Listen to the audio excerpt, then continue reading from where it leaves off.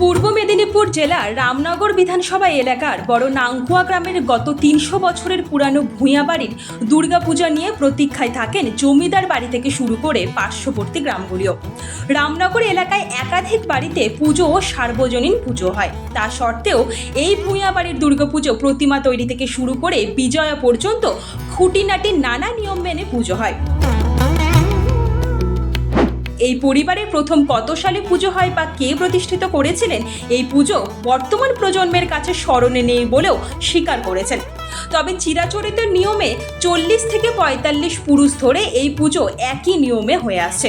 এই পুজোর মূল বিশেষত্ব হচ্ছে ৩০০ বছর আগে যে মাপের প্রতিমা হতো, আজ ২০২৪ সালে দাঁড়িয়ে প্রতিমার মাপ ঠিক একই।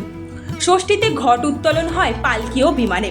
ঘট তুলনের পরে বেয়ারারদের দ্বারা পালকি বহন হয় আর বিমান পুরোহিতদের দ্বারা আনা হয়। এই নিয়ম মেনে ভূঁইয়া বাড়িতে প্রবেশ হয়।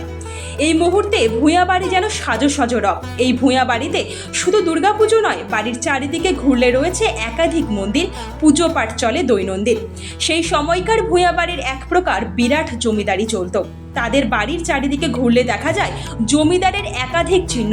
বাড়ির মূল প্রবেশদ্বারের দরজা কত বছরের পুরনো তা বর্তমান প্রজন্ম আন্দাজ করতে পারছে না।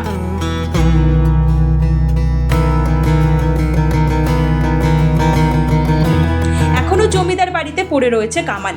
বাড়ির একটি কোণায় পৌঁছালে দেখা যায় কাছের খালের সঙ্গে যুক্ত রয়েছে সুড়ঙ্গ পথ, যদিও তা এখন বন্ধ রয়েছে। তবে পুজোর কথায় আসলে জমিদার বংশের সদস্যরা বলেন এখনও সেই রীতি রেওয়াজ মেনে পুজো হয়। একসময় ছাগল বলি প্রথা ছিল, এখনও সেই বলি প্রথা রয়েছে, তবে আখ, চাল কুমড়ো ইত্যাদি বলি দেওয়া হয়। এই পুজোকে কেন্দ্র করে উৎসাহিত জমিদার বাড়ির চারপাশে গ্রামগুলিও পুজো চলাকালীন প্রতিমা দর্শনে যেরকম আসেন, তার সাথে অষ্টমী নবমীর অঞ্জলিও দিতে আসেন বহু মানুষ। বর্তমানে বাজারের দ্রব্যমূল্যের পরিস্থিতিতে অনেকটাই কাটছাট করে পুজো করতে হয়। একসময় খাওয়া দাওয়াতে প্রচুর জৌলুস ছিল, এখন ততটা নেই। তবে মায়ের পুজোর প্রসাদ সমস্ত দর্শনার্থীদের দেওয়া হয় এবং বিজয়ার মিষ্টিমুখও করানো হয় বলে জানিয়েছেন।